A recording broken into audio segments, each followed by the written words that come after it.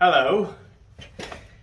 It has been an amazing weekend for me because I got some really seriously good stuff in the mail and I'm very, very happy. So, what this video is about my journey in getting what I consider to be the ultimate, the dream chainsaw, right? This is the best chainsaw ever made, in my opinion, right? And if somebody argued it, it would probably just be semantics, you know. Everyone loves these chainsaws, and, you know, whether you're a Stihl guy or a Husqvarna guy, clearly I'm a Husqvarna guy. I like their saws the best, but, you know, I'd be an idiot if I said that Stihl wasn't good. It's not what I like. So, but anyways, December, like the 1st, or I think it was like December the 1st, I had sold a few chainsaws. That means I had enough money to upgrade. And, you know, I've been in this little chainsaw hobby for about 2 years now, something like that, 3. It's been a long time, actually, now that I think about it, 4. But I've been really going and getting stuff and then selling it. And, you know, fix it, sell it, and make a little bit of money and stuff. And so all of my chainsaws have paid for themselves, which is, you know, I've fixed them and stuff, but the hobby of playing with these chainsaws has paid for itself. And that's wonderful, right? But, so just out with it. I think the best chainsaw ever made is the Husqvarna 372 XP. But there's more to the story than that. So, anyways, that's not so hard to get, and you can get one pretty reasonably. But even still, since I'm not a big-time vlogger or anything like that, the channel is called The Novice Lumberjack for a reason. I can't go out and spend $1,000. I can't justify spending $1,000 for a chainsaw. And so, the hobby led me to where I was at a point, and I found it, what I actually think is the greatest chainsaw. It is the Jonsered, because I definitely like Jonsered better than Husqvarna. They take what's already great and they put it in good plastics and give an amount of exclusivity to it. So they're like the GMC to the Chevrolets. Okay, so they're a step above, all right? They are the Husqvarna motorcycle to the KTM, right? They take something that's already great and they just make it a little bit better, all right? And so I found a 2171, and that's important. 2171 is non-X-Torque. The X-Torques are fine and dandy, you know, but they don't produce quite as much power, and they definitely do not produce quite as much RPMs. And they're more trouble-free. They last longer. You know, the cylinders on the X-Torques run lean. They run lean in order to put out the EPA numbers. That's just the way it is. Plus, they're harder to port and polish. They're more intricate. So an X-Torque is a good saw, but the really good one is the non-X-Torque. So the 2171, it is a non-X-Torque saw, and it was made by Cutter's Edge. I mean, not made, but modified by Cutter's Edge. I found this. Cutter's Edge, they make chainsaws for firefighters. And so they do small little upgrades to the units. They have an external air filter adapter so that you can run a nice large K&N air filter. They'll have a full wrap handlebar, which is extremely hard to find on a Jonsered. And the full wrap for the Husqvarna doesn't quite fit. You'd have to modify. So the Cutter's Edge is it. That's the top of the top of the top, right? So you have your Husqvarna 372 XP, non-X-Torque. That's the best chainsaw. And now let's take that up a notch, dress it up in red, call it a Jonsered.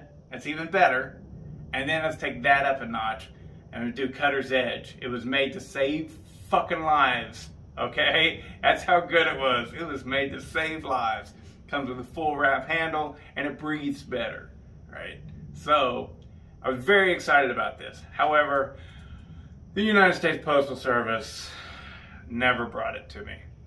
It was in all kinds of limbo, and I'll save you all kinds of stupidity there with the tracking. I went and I checked on it. They sent it back, blah, blah, blah, over and over. It was really bad, okay? But I'm not the only person that experienced stuff like this. This was an issue that the post office had due to them sucking and COVID adding on top of that. Whoa, they were already bad. And then the amount of busyness that they've had to deal with, and their stupid idiot CEO or boss or whatever you want to call him, well, we're going to be just fine. No, I'm not stepping down. Anyways, yeah. So I finally realized I'm not ever going to get my 2171. So I found a fella, and this came in the mail on Friday. So it is a 2172, and the 2172 is the X-Torque version. This is a Ulticore, and guess what?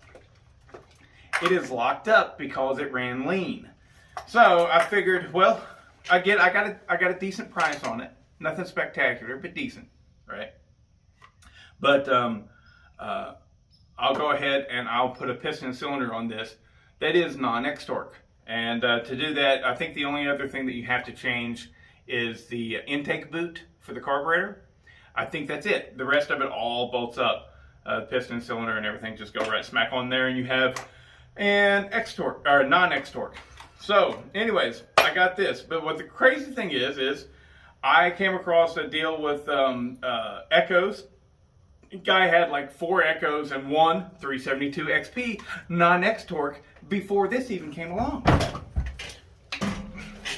Ta-da!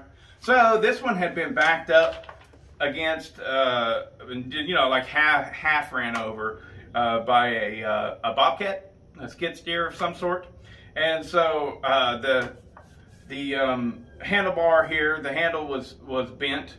So I went ahead and, of course, replaced that with a full wrap, because these things, the whole full wrap plus the dogs was only like 40 bucks.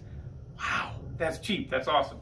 Had to put a new fuel tank / handle assembly on it, and that's it. That's all I had to do. Fired right up. This thing runs great. Of course, I had to put a new bar on it, bar and chain, but this thing runs excellent, and I can completely see why so many people are like, yeah, that's the best chainsaw ever.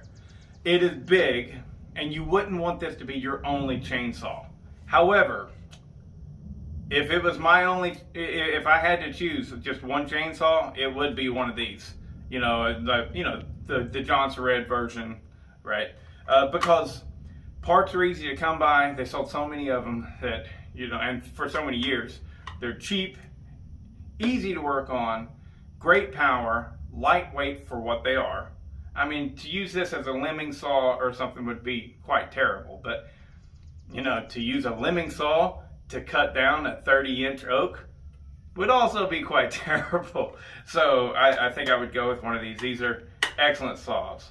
So, and I've been putting it through its paces. I like using it and stuff. But I've had this now and in working condition and everything a couple months, 6 weeks, something like that. It's great, right? And then that's whenever I decided, I'm like, I've got to get the Johnson Red. I like the Johnson Red so much more. It's just cool. I know it's the same saw, but it's just cool. So that's whenever I found this good deal, and I was like, all right, we're good to go. Now this came in on Friday, and you know what happened on Saturday? You guessed it. My cutter's edge. 2171 came in, and I am elated. It is so wonderful. The glory of the 2171. It's amazing. I am so happy that I finally got it. All right, but now I'm rich on the 372 chassis. I've got 3 of them now. 2 of them are probably going to go, but I might keep 2 of them. I might just sell the Husqvarna, right? And keep both the John Surrettes. That way, if I ever need parts, top cover, tree falls on one, I have one to save the other, kind of thing. I don't know. We'll see. I haven't decided that yet. But what I will go ahead and do is this one right here. So it's got the adapter for an external filter, which is great, and I want to use that. That's what I want to use. However, I don't have a filter for it yet. And I do have a filter here. See, so this is why it might be smart to keep 2 of these things around. All right. So what I'm going to go ahead and do is real quick like outfit this bad boy up with a proper chain and bar and chain from the Husqvarna there, and give it a rip and show you guys what's going on. So yeah, very, very good weekend. I got a saw on Friday that I was happy to get, and a saw on Saturday that took over 6 months to get here. I thought for sure that I had lost it and I would never see this saw. But we got it. Got the full wrap, got the nice little scrinch holder right there, and she fires up just fine. And I haven't put it in wood yet, but I'm about to. Let's check it out. All right, so the bar that I'm running, I went ahead and slapped on my brand new Sugihara 28-inch. It is a full chisel 3/8 chain. It's a steel RS chain. So this, oh, you got to see this tree. Look at that, it's set right down on top of a poplar. Set right on it. Huge oak. I mean, it ain't the biggest thing in the world, but it is really big. So we're going to cut a couple cookies off of the end of this right here, just to see how she works. Okay.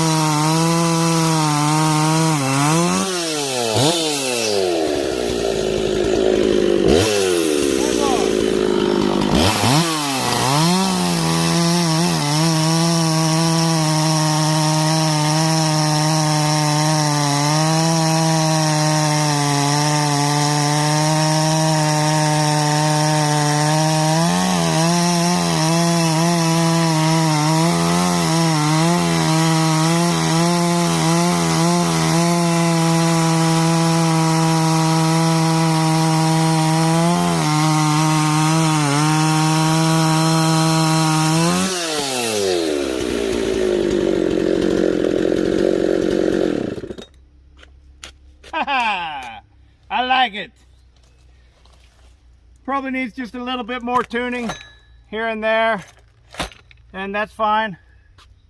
But that's a 28-inch bar. I know you West Coast guys like to make fun of us East Coast guys, but this is red oak. Tell me your Douglas fir is just as hard as this, and I'll tell you, you gotta be lying. This is real hardwood, not Douglas fir. And those of you West Coast guys out there, you razz us all the time, so learn to take it back.